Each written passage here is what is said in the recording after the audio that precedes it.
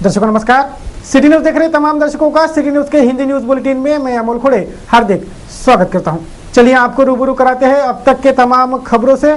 खबरों की शुरुआत करेंगे पथदर्शक सुविचार के साथ।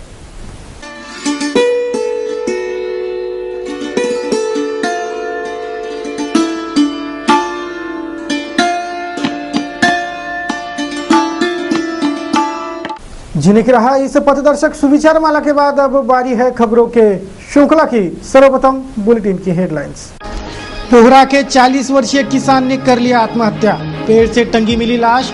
आए दिन घट रही है किसान आत्महत्याओं की वारदातें। विगत 72 घंटों में हुई है 40 आत्महत्याएं। मीडिया को जानकारी देना बंद कर दिया पुलिस ने। अब सूत्रों से हवाले से मिलने वाली जानकारियां बनेंगी सुर्खियां, बढ़ेंगी पुलिस की ही त्रासदी। 20 दिसंबर से शुरू होगा बहिरम मेला। श्री क्षेत्र बहिरम में हो रही जत्रा की तैयारियां। माह भर से ज्यादा चलती है बहिरम यात्रा। श्रद्धालु और जत्रालुओं की रहेंगी माह भर धूम। आखिर किसकी दवा काम करेंगी इरविन पर? सांसद विधायक सहित मुख्यमंत्री के आश्वासन के बाद भी रत्ती भर बदलाव नहीं हुआ इरविन के बदहाली में। राम भरोसे ही चल रहा इरविन का कामकाज। योगा शिक्षक ने छात्र को बेरहमी से पीटा, छात्र के चेहरे पर बने गहरे जख्म।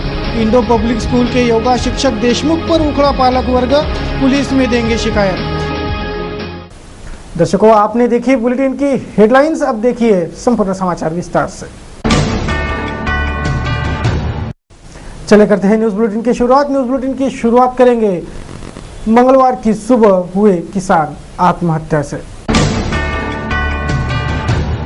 मंगलवार की सुबह पोहरा मार्ग के जंगल में एक पेड़ पर एक युवक की लाश टंगी देखी गई। पुलिस ने यह लाश पेड़ से उतारी और घटना दर्ज की। मृतक की शिनाख्त पोहरा निवासी रमेश बड़ीराम राठौड़ के रूप में हुई है। शहर के पोहरा के जंगल में सड़क किनारे के पेड़ पर एक युवक का फांसी पर झूलता शव दिखाई पड़ने पर फौरन घटना की सूचना पुलिस को दी गई। पुलिस ने मौके वारदात पर पहुंचकर यह शव नीचे उतारा।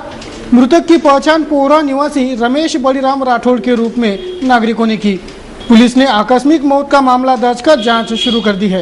उसकी हत्या हुई या यह आत्महत्या का मामला है, यह पता चलना अभी बाकी है। वो मेरा भाई है, वो काश्तकार है। वो बहुत दिन 2-3 साल से उसे बरोबर फसल नहीं हो रही। उसके परिवार में एक लड़की है शादी के लिए और एक बूढ़ी माँ है, लड़का है। इन वजह से वो परेशान था बहुत दिन से और हमेशा अकेले में महसूस करता। पोहरा येथील 3-4 वर्षापासून शेती वाहत होते। त्यावर बराच कर्जाचा बोजा झाला होता। त्या कारणामुळे त्यांनी फाशी घेतली। दर्शकों बुलेटिन की अगली खबर उस आदेश की जिस आदेश पर पुलिस और पत्रकारों में असमंजस पैदा हो गया है। पुलिस ने शहर के सभी पुलिस थानों से पत्रकारों को जानकारी देना अचानक बंद कर दिया है। यहाँ तक कि डीसीआर भी बंद हो गया है। आम नागरिकों के अधिकारों का हनन करने वाला यह आदेश प्रजातंत्र के चौथे आधार स्तंभ एवं दक्ष प्रहरी की भूमिका अदा करने वाले पत्रकारों के लिए हिटलरी आदेश का परिचायक माना जा रहा है। यह आदेश पुलिस पर भारी पड़ सकता है, क्योंकि सीधी उंगली से घी नहीं निकलेगा तो उंगली टेढ़ी कर जानकारियां जुटाई जाएंगी, जो पुलिस महकमे के सेहत के लिए अच्छी बात नहीं होगी। मुर्गा ढका गया तो सूरज नहीं उगेगा, इस कहावत को चरितार्थ करता गृह विभाग का आदेश पुलिस के लिए भारी पड़ सकता है। तत्कालीन कांग्रेस सरकार द्वारा जारी एक आदेश पुलिस ने अब लागू कर दिया है। हालांकि वर्तमान सरकार को इस आदेश की भनक तक नहीं है। इस आदेशानुसार पुलिस ने पुलिस का डीसीआर अपलोड करना बंद कर दिया है तथा पुलिस थानों से पत्रकारों को कोई जानकारी देना भी बंद कर दिया गया है। पुलिस द्वारा डीसीआर के माध्यम से विविध पुलिस थानों में दर्ज अपराधों की जानकारी पत्रकारों को मिलती थी, लेकिन अपराधियों के अपराध को छिपाने में लगे पुलिस ने यह डीसीआर देना भी बंद कर दिया है, जिससे अपराधियों के हौसले बुलंद होंगे, क्योंकि उन्हें पता होगा कि उनकी करतूत जग जाहिर ना हो, इसकी व्यवस्था अब पुलिस संभालेंगी। यह आदेश पुलिस के लिए भी भारी पड़ेगा, क्योंकि पुलिस थानों से जानकारी नहीं मिलेंगी तो मीडिया अपने सोर्स चलाकर जानकारी लेगा, फिर वह जानकारी सूत्रों के हवाले से सुर्खियां बनेंगी, जिससे कानून व सुव्यवस्था पर भी असर पड़ सकता है। यह महकमा ना भूले तो ही अच्छा है। तत्कालीन कांग्रेस सरकार का यह आदेश है, जिस पर 2 माह बाद पुलिस ने हरकत दिखाई है। यही मुद्दा नागपुर शीत सत्र में उठाने की तैयारी हो रही है। पुलिस महकमा यह कदम उठाने से पूर्व सलाह मशवरा कर ले तो उचित होगा, वरना मीडिया की खोजी पत्रकारिता और सोर्स पुलिस के राह में रोड़ा बन सकते हैं। अपराधियों को पुलिस से ज्यादा प्रेस और बदनामी का डर रहता है। पुलिस की यह भूमिका अपराधियों को बढ़ावा देगी। आम नागरिकों के अधिकारों के हनन करने वाला यह आदेश प्रजातंत्र के चौथे आधार स्तंभ एवं दक्ष प्रहरी की भूमिका अदा करने वाले पत्रकारों के लिए हिटलरी आदेश का परिचायक माना जा रहा है। गुन्हे घटनांची माहिती माध्यमांना देऊ नका। आणि ज्यावेळेस हा गृह मंत्रालयाचा आदेश म्हणून जेव्हा मी बघितलं आणि 2 महिन्यानंतर पोलिसांकडून अंमलबजावणी झाल्यासारखं वाचलं, तर त्यावेळेस एक जागरूक नागरिक म्हणून मला एक सांगावंसं वाटतं की ज्यावेळेस हे माध्यमं आहेत, मग ते ई माध्यमं असतील, वृत्तपत्रे असतील, बातम्या असतील, हे आपण आपल्या लोकशाहीचा एक चौथा खांब त्यांना म्हणत असतो। हे जे नातं आहे, एखादी गुन्हा घडतो आहे, घटना घडते आहे, ती माध्यमांमध्ये उमटलीच पाहिजे आणि ह्या माध्यमाची माहिती पोलिसांना मिळते आहे। पोलिसांकडून सुद्धा माध्यमांना देखील माहिती पुरवण्यात येत आहे आणि हे जे नातं आहे, ह्यामध्ये मात्र कोणती माहिती आपण माध्यमांना द्यावी, कोणती देऊ नये, कोणत्या माहितीची आपण गुप्तता पाळावी, याच्यावर मात्र फेरविचार होणं निश्चितच गरजेचं आहे। एखादा बॉम्बस्फोट जेव्हा मुंबईमध्ये झालेला आहे, त्या ठिकाणी ज्या वेळेस कमांडोज उतरत होते, त्या बातमीची सत्यता पडताळून आपण माध्यमांसमोर द्यावी की देऊ नये, यावर चिंतेमध्ये असणारा सामान्य माणूस आपण होरपळताना पाहिलेला आहे। आणि दुसऱ्या बाजूला तोच माणूस ज्या वेळेस एखादी घटना घडते आहे, त्या घटनेमध्ये माध्यमांनी देखील केलेल्या कामाचं कौतुक करणारा माणूस देखील आपण पाहिलेला आहे। म्हणून माझं स्वतःचं मत असं आहे की घडलेली घटना आणि घडणारा प्रसंग याच्यामध्ये होणारे दूरगामी परिणाम बघून माध्यमांनी देखील आणि पोलिसांनी देखील गुप्तता कुठे पाळावी याचा विचार करून ह्या आदेशावर पुनर्विचार करावा। सामान्य नागरिकांना सर्व माहिती मिळावी, याकरिता प्रसार माध्यमांची फार आवश्यकता आहे। घडलेल्या गुन्ह्याच्या तपासात पोलिसांना अडथळा निर्माण होणार नाही, याची जाण प्रसार माध्यमांनी ठेवावी आणि व्यवस्थित सगळ्यांना मार्गदर्शन आणि माहिती द्यावी, ही अपेक्षा आहे। जिला आरोग्य अधिकारी भालेराव ने सिटी न्यूज से हुई बातचीत में बताया कि उनके आंखों के सामने एक 2 माह की बालिका चांदनी की जान चली गई। इस मासूम के प्राण बच सकते थे, लेकिन बुआबाजी इस बालिका की जान ले गई। हालांकि उसके प्राण अंत तक बचाए जा सकते थे, लेकिन उसके परिजनों पर बुआबाजी का भूत सवार था। त्या मुलीचं नाव आहे, म्हणजे रहिवाशी आहे राणा मालोरची। त्या मुलीचं जी मृत मुलगी आहे तिचं नाव आहे चांदनी संजय जांभेकर। तिचं वय होतं 2 वर्ष 2 महिने आणि मृत्यू झालाय 12 ऑक्टोबरला। आणि या मृत्यूचं कारण जे मेडिकली तर ते सेप्टिसेमिया, म्हणजे आपण ज्याला जंतू संसर्ग म्हणतो तो आहे। गरीब परिस्थितीमधली हे आहे। मगाशी मी जे सांगितल्याप्रमाणे त्या मुलीचे वडील तिला सोडून, म्हणजे त्या कुटुंबाला सोडून, आईला सोडून ते निघून गेलेले होते आणि ती त्यांच्या माहेरी म्हणजे आजी आजोबाकडे ही मुलगी राहत होती। गरीब परिस्थिती असल्यामुळे ते शेतामध्ये इकडे तिकडे जात असतात आणि या मुलीला अजून 2 मोठ्या बहिणी आहेत, म्हणजे एकूण 3 मुली त्या महिलेला आहेत।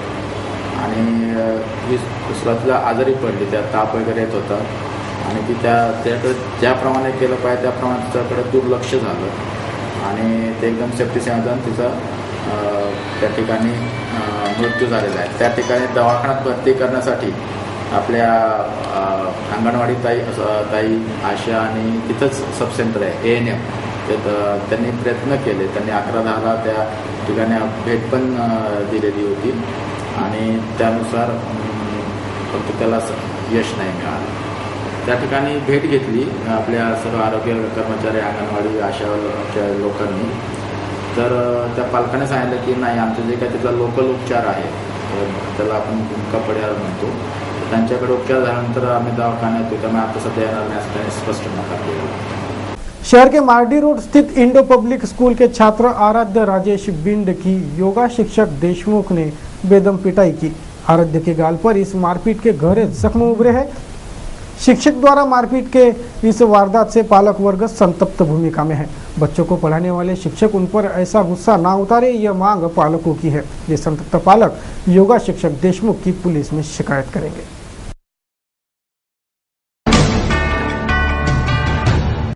अमरावती महानगर पालिका द्वारा आयोजित एक गौरव समारोह में महापौर क्रीड़ा रत्न पुरस्कारों का वितरण हुआ। महापौर रीनानंदा के मुख्य अतिथि में संपन्न महापौर क्रीड़ा रत्न पुरस्कार वितरण समारोह में यह क्रीड़ा रत्न पुरस्कार बांटे गए।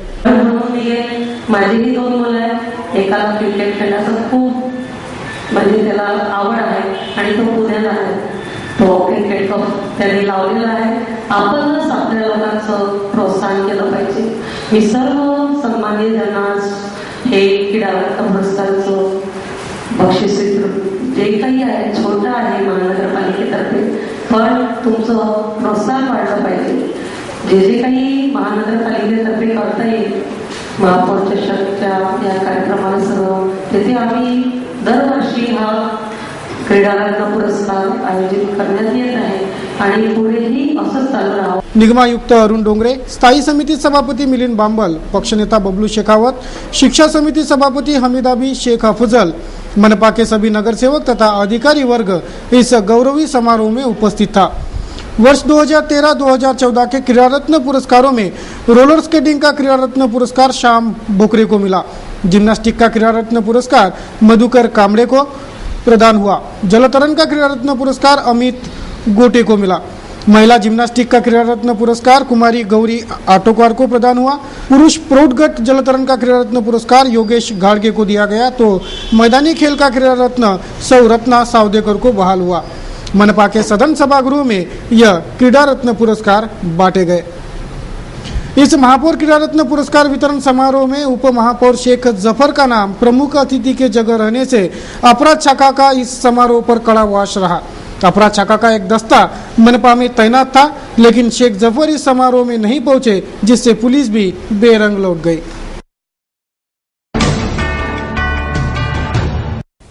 न्यूज बुलेटिन में अब एक कमर्शियल ब्रेक लेंगे। ब्रेक से लौटेंगे तो देखेंगे कुछ और खबरें।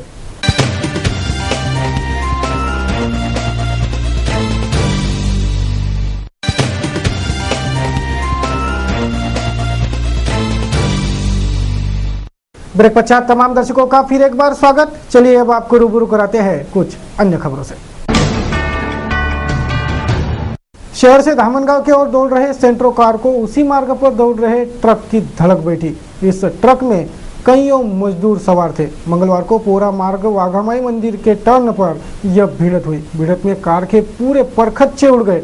गनीमत रही कि जानो माल की हानि नहीं हुई और बड़ा हादसा टल गया, अन्यथा कईयों मजदूर इस हादसे में मारे जाते। चलिए न्यूज बुलेटिन में आगे बढ़ते हैं। अब करते हैं शहर के राजनीतिक, सामाजिक और अन्य सम्मिश्र खबरों की समीक्षा।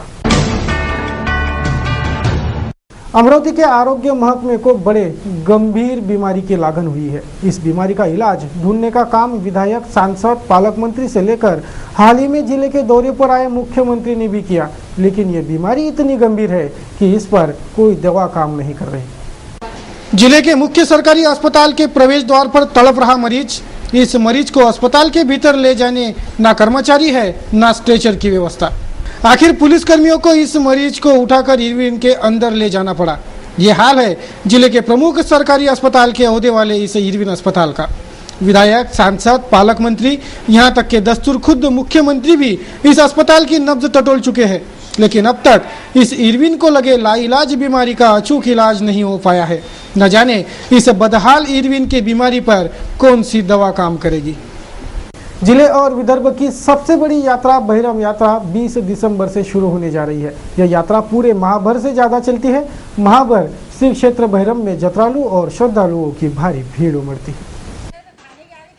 विदर्भ की सबसे बड़ी यात्रा का मान बहिरम यात्रा को है। इस वर्ष यह बहिरम यात्रा 20 दिसंबर से शुरू होने जा रही है, जिसकी तैयारियां अंतिम चरण में है। माह भर से ज्यादा यह यात्रा चलती है, जिसमें श्रद्धालु और यात्रालुओं की भारी भीड़ उमड़ती है। यह यात्रा विदर्भ भर में विख्यात है, जिसमें दिसंबर 31 के बाद में लोगों की आने जाने वाले भक्तों की यहाँ पर असंख्य नागरिकों की यहाँ पर उपस्थिति रहती है।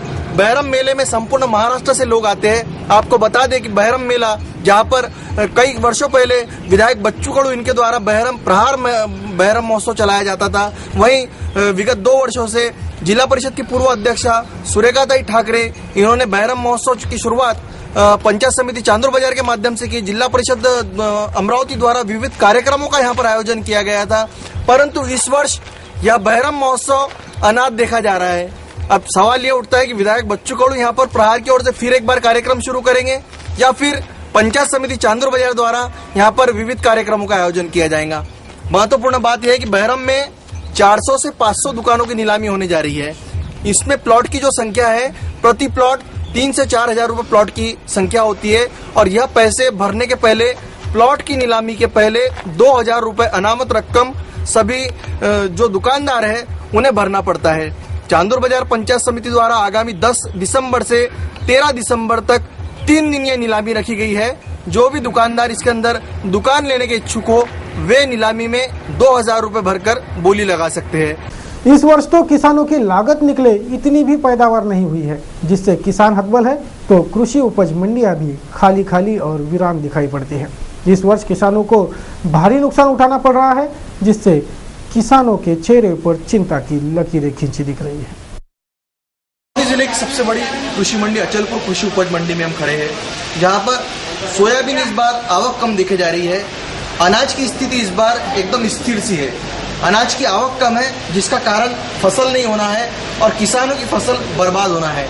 हमारे साथ गोपाल इस कंपनी के जो कि यहाँ के सोयाबीन के व्यापारी हैं, उनसे हम जानेंगे कि सोयाबीन की इस बार क्या स्थिति रही है, अचलपुर कृषि मंडी में आवक कैसी रही है। एक क्या भाव भी साथ नहीं दे रहे, लेकिन फिर भी काश्तकार लोग माल नहीं रोक रहे, पूरा माल मंडी में लाके बेच रहे हैं, क्योंकि यही एक फसल है जो नगद फसल है और काश्तकारों को पैसे की बहुत ज़रूरत है। इसलिए आवक यानी फसल कम होने के बाद भी जितनी भी फसल उनको पैदा हुई वो सब लेके आ रहे हैं। सोयाबीन के भाव 3200-25 रुपये बिका था शनिवार को, अब आज नए रेट खुलेंगे। सोयाबीन का वायदा कुछ बड़ा हुआ है। पिछले साल को देखते हुए क्या उतार चढ़ाव, पिछले साल क्या स्थिति है इस समय? पिछले साल 33 पिछले साल तो 4000 तक गया। नहीं, पिछले साल ये टाइम में 3300 3350 बिका था। वैसा तो सोयाबीन 4500 रुपये बिका हुआ। आपको क्या लगता है पिछले साल का सोयाबीन का व्यापार कैसा रहा? नहीं, वो पिछले साल का सोयाबीन बरसात ज्यादा होने से फसल जरूर खराब होती, लेकिन भाव बहुत अच्छे थे। यानी ज्यादा फसल भी नहीं थी, लेकिन भाव बहुत अच्छे थे। 4000 से 4500 रुपये, कभी 3400 रुपये। ये टाइम में 3400 रुपये तक सोयाबीन बिका। आज भी सोयाबीन 3200 से 3225 रुपये बिका। सोयाबीन की पैदावार कम होने से आवक कम है और परतवाड़ा मंडी में जो न्यूट्रल का गावरानी माल आता है उसकी आवक बहुत ही कम है। लेकिन अपने यहाँ पे क्या है, एमपी का घाट का, धारनी का, चिकलदरे का, अमला का, इधर का माल की आवक अच्छी है। उसकी वजह से परतवाड़ा मंडी में एकंदरित आवक है। बाकी वैसे विदर्भ में सोयाबीन की आवक बहुत कम है, इससे आवक सभी मंडियों में कमज़ोर है और कमज़ोर माल होने से व्यापार भी कम है। काश्तकारों को भी कुछ ज़्यादा आमदनी नहीं है और व्यापारियों का व्यापार कम होने से उनकी भी आमदनी नहीं है। एकंदरित देखा जाए तो सोयाबीन का इस साल वर्ष 0 है। आपको क्या लगता है इस वर्ष जो कृषि मंडी के अंदर जिस प्रकार अनाज की आवक रहती थी, बाकी सभी अनाज रहती थी, बाकी सब फसलें रहती थी, अनाज के जो व्यापारी है वे भी ठप बैठे हैं और जितने व्यापारी हमारे काम करने वाले वो भी यहाँ पर हाथ धरे बैठे। कुल मिलाकर व्यापार इस बार ठप हुआ ऐसा लगता है आपको? हाँ, इस साल सभी तो चीज़ों का आमदनी कम होने से व्यापार ठप ही है। एक जमाने में अपने परतवाड़ा मंडी में सोयाबीन की सीजन में 20-20, 30-30 हज़ार बोरे की आवक होती थी, अब 5000-7000 बोरे में सिमट गई है। उसके वजह से जो आवक कम होने से हमालों को भी काम नहीं है, व्यापारियों को भी काम नहीं है, व्यापारियों को काम नहीं, सब ठप बैठे। हफ्ते में 1 दिन काम करते, 6 दिन खाली बैठे। देखिए ये हाल अभी गोविंद बाबू सिरोया इन्होंने हमें बताया कि हमाल जो है वो हफ्ते में 1 दिन काम करते हैं और बाकी दिन खाली बैठे हैं। किसान व्यापारी भी खाली बैठे हैं, जिनके पास अगर अनाज ही नहीं होगा तो वो खरीदी कैसे कर पाएंगे, किस प्रकार व्यापार कर पाएंगे। कुल मिलाकर अचलपुर कृषि मंडी जो कि अमरावती जिले की सबसे बड़ी मंडी है, यहाँ पर अनाज का व्यापार इस बार ठप होने का चित्र देखा जा रहा है। मैं कैमरामैन प्रदीप के साथ नितेश किलेदार, सिटी न्यूज परतवाड़ा। परिचर्या प्रशिक्षण 18 परिचालकों ने पूरा कर लिया। मंगलवार को इन 18 परिचालकों को रुग्ण सेवा की कसम दी गई। अब ये नर्सें आरोग्य सेवा देने तैयार है। आरोग्य महकमे द्वारा दिए जाने वाला परिचर्या प्रशिक्षण 18 परिचर्यों ने पूरा कर लिया। मंगलवार को इन 18 परिचर्यों को रुग्ण सेवा की कसम दी गई। ये नर्सें अब आरोग्य सेवा में सज्ज है। आपल्या परिचरिका प्रशिक्षण वसतिगृह अमरावती इथे GNM प्रशिक्षणार्थींना ऑगस्ट 2014च्या बॅचला शपथविधीचा कार्यक्रम ठरवण्यात आला आहे। परिचारिकांना ही शपथ दिल्यानंतर यानंतर त्या मुली प्रशिक्षणामध्ये तसेच पुढे परिचारिका सेवा करण्यासाठी तयार केल्या जातात आणि त्यानंतर त्यांचं पूर्ण प्रशिक्षण केलं जातं। ग्राम धोत्रा के प्रकाश इंगोले के खेत में स्थित कुएं में एक नीलगाय गिर गई। 25 फीट गहरे इस कुएं में नीलगाय गिरने की खबर पर वन विभाग की रेस्क्यू टीम घटनास्थल पहुंची और इस गाय को सही सलामत कुएं से बाहर निकाला गया। 4 तारखेला आम्हाला साधारणतः 1 वाजता वन मजूर मैदानकर यांचा फोन आला की आमच्या इथे धोत्रा गावामध्ये नीलगाय एका विहिरीमध्ये पडलेली आहे। त्यानंतर आमचे वन अधिकारी श्री शेख वाहब यांना आम्ही ती माहिती कळवली। त्यानंतर आम्ही तिथे नाक्यावर हजर झालो आणि पाहणी केली तर नीलगाय ही एका विहिरीमध्ये पडलेली होती। कोरडी विहीर होती। त्यानंतर त्यांनी आमचे उपसंरक्षक नीलू सोमराज यांच्याशी संपर्क साधून मार्गदर्शन केले आणि रेस्क्यू ऑपरेशन करण्याची परवानगी घेतली। आणि परवानगी घेतल्यानंतर जो ट्रँग्युलाइज करण्याकरता जो डाट लागतो तो डाट आम्ही श्री सचिन बोंद्रे पशुवैद्यकीय अधिकारी महानगरपालिका यांच्याकडून डाट भरून घेतला आणि संध्याकाळी 5च्या दरम्यान आम्ही त्याला रेस्क्यू केला। हुक्का पार्लर जो अब तक बंद थे उन्हें कोर्ट ने सशर्त मंजूरात प्रदान कर दी है। अब ये हुक्का पार्लर फिर से खुल जाएंगे। हुक्का परंपरा सदियों से चली आ रही है। शाही दरबारों से निकला हुक्का ग्राम ग्राम तक पहुंचा। पंचायतों में, शादी ब्याह में, मिलन सभाओं में, मुजरे मुशायरों में हुक्का पान अवश्यंभावी था। समाज से बरतरफ करने हुक्का पानी बंद का आदेश दिया जाता था। यद्यपि हुक्के का परिचालक रूप चिलम, चिरूट, सिगरेट, बीड़ी तक पहुंच चुका था। इन सभी साधनों में तंबाकू पी जाती।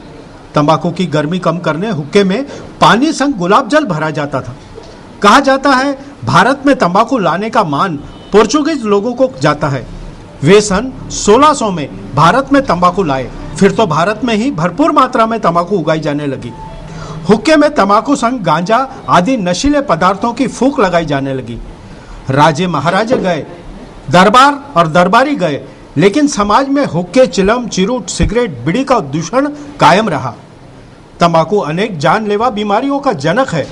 शासन ने तंबाकू से होने वाली बीमारियों को चलते तंबाकू जन्य पदार्थों के सेवन पर रोक लगाने का मानस बनाया।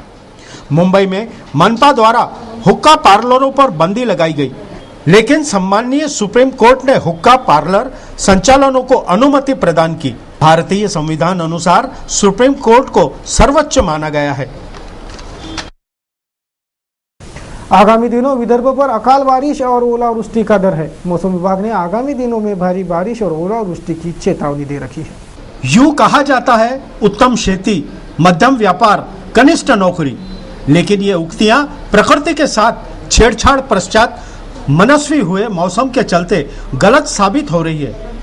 वर्षा का न आना, अधिक आना, समय पर न आना खेती में भारी नुकसानदेह साबित होता है।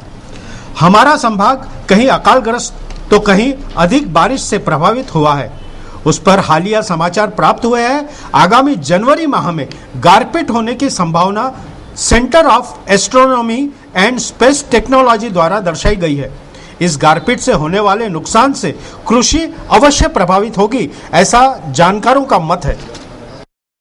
बहुजन हिताय सोसाइटी द्वारा महिला हिंसा विरोधी अभियान चलाया जा रहा है। इस अभियान के तहत महिलाओं को आत्मरक्षा और हिंसा का प्रतिकार करना सिखाया जा रहा है।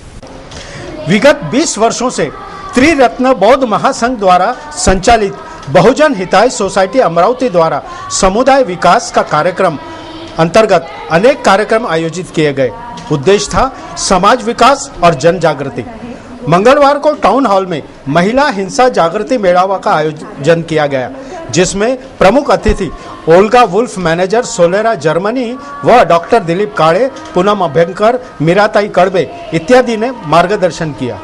इस संस्था के अंतर्गत हमने 25 नवंबर से 10 दिसंबर तक महिला हिंसा विरोधी अभियान रखा था। इस अभियान के तौर पे हमने महिलाओं को महिला हिंसाचार, खास तौर पे घरेलू हिंसाचार और उनके साथ जो काम पर होने वाला जो भी दुर्व्यवहार है उसके बारे में हमने उन्हें बताया।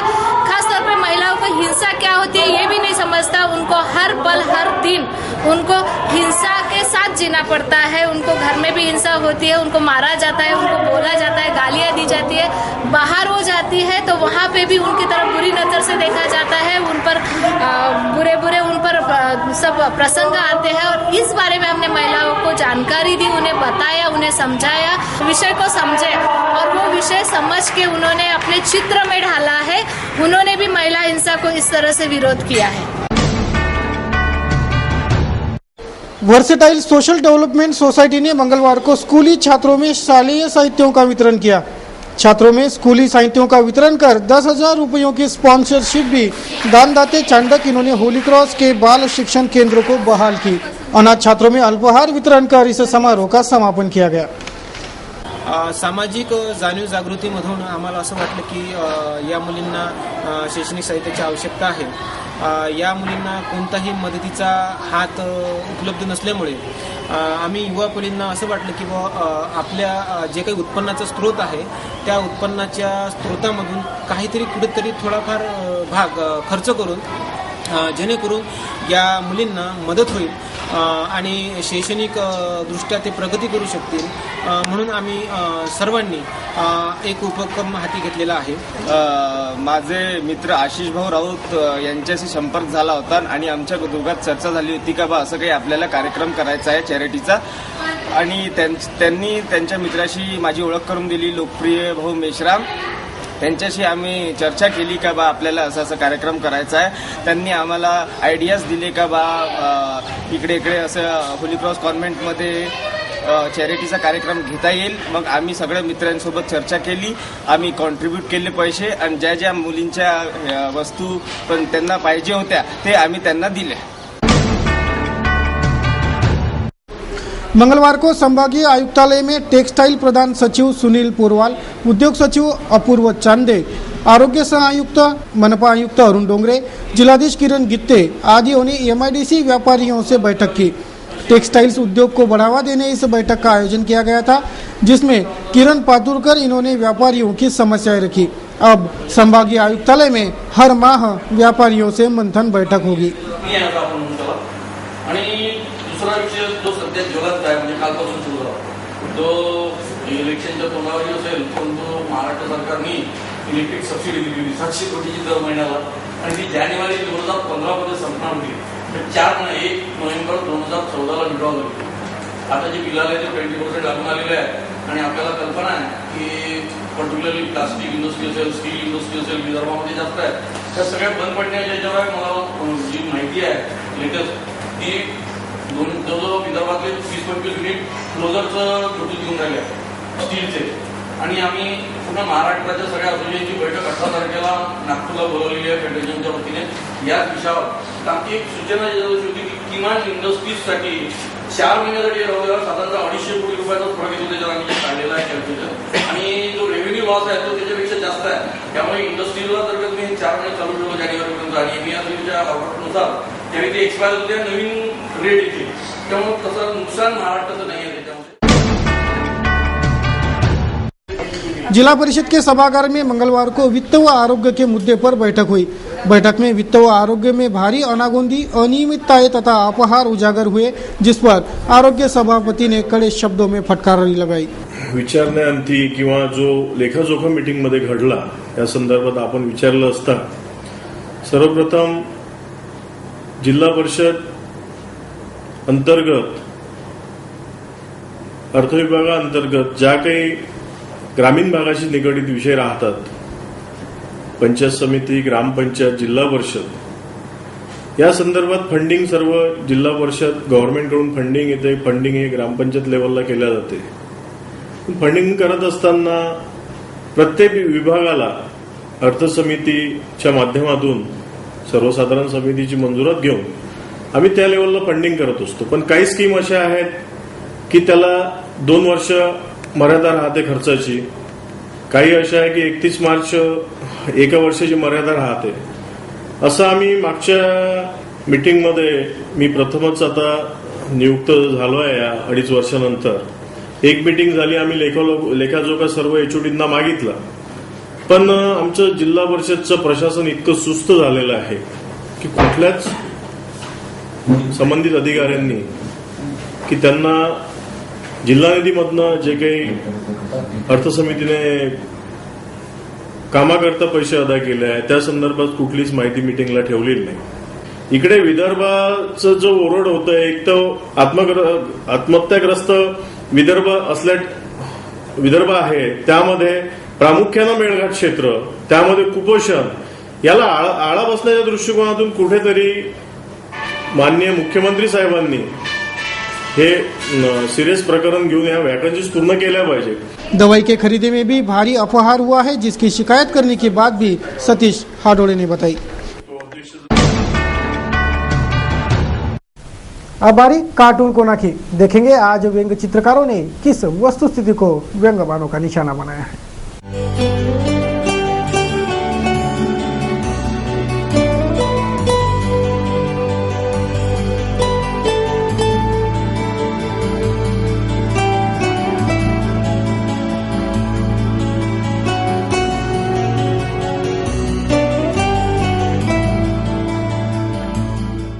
चलते चलते अब करेंगे मौसम की समीक्षा. देखते हैं आज का और कल का मौसम.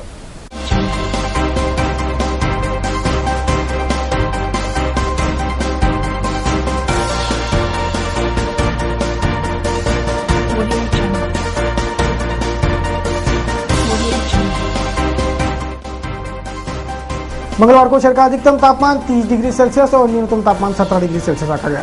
बात करें बुधवार की, तो बुधवार को शहर का अधिकतम तापमान 32 डिग्री और न्यूनतम 19 डिग्री सेल्सियस रहने का अनुमान है.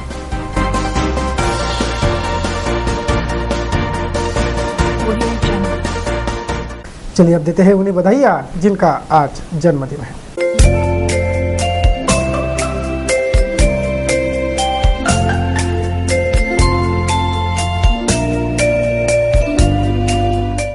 दर्शकों, इस बुलेटिन में बस इतना ही. बुलेटिन को देंगे विराम.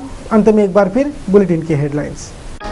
पोहरा के 40 वर्षीय किसान ने कर लिया आत्महत्या. पेड़ से टंगी मिली लाश. आए दिन घट रही है किसान आत्महत्याओं की वारदातें. विगत 72 घंटों में हुई है 40 आत्महत्याएं. मीडिया को जानकारी देना बंद कर दिया पुलिस ने. अब सूत्रों से हवाले से मिलने वाली जानकारियां बनेंगी सुर्खियां. बढ़ेंगी पुलिस की ही त्रासदी. 20 दिसंबर से शुरू होगा बहिरम मेला. श्री क्षेत्र बहिरम में हो रही जत्रा की तैयारियां. माह भर से ज्यादा चलती है बहिरम यात्रा. श्रद्धालु और जत्रालुओं की रहेंगी महाभर धूम. आखिर किसकी दवा काम करेंगी इरविन पर? सांसद विधायक सहित मुख्यमंत्री के आश्वासन के बाद भी रत्ती भर बदलाव नहीं हुआ इरविन के बदहाली में. राम भरोसे ही चल रहा इरविन का कामकाज. योगा शिक्षक ने छात्र को बेरहमी से पीटा. छात्र के चेहरे पर बने गहरे जख्म. इंडो पब्लिक स्कूल के योगा शिक्षक देशमुख पर उखड़ा पालक वर्ग. पुलिस में देंगे शिकायत. सिटी न्यूज के बारे में आप सभी से सुझाव एवं विचार सादर आमंत्रित है. हमारा पता सिटी न्यूज कार्यालय धनराज लेन सक्कर 7 अमरावती. हमारा दूरभाष क्रमांक 2570-326. हमारा वेबसाइट एड्रेस www.citynews.net.in. ताजा तरीन खबरों के लिए देखते रहिए अमरावती का number 1 news channel city news. तब तक के लिए मुझे दीजिए इजाजत. जय हिंद.